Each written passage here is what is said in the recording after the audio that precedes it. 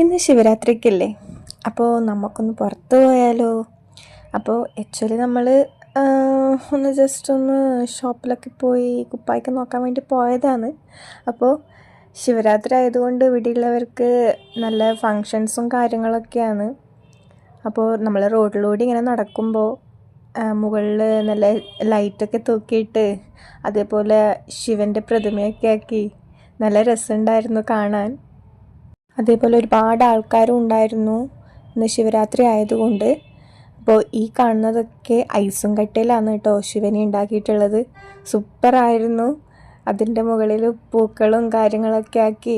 ഇതിൻ്റെ തൊട്ടടുത്ത് തന്നെ അമ്പലവും ഉണ്ട്, ശിവക്ഷേത്രവും ഉണ്ട്.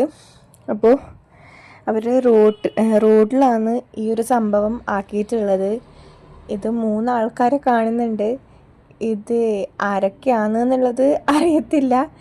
ശിവനാണല്ലോ മെയിൻ, അപ്പോൾ അതിലൊരു ശിവനുണ്ട് എന്ന് മനസ്സിലായി.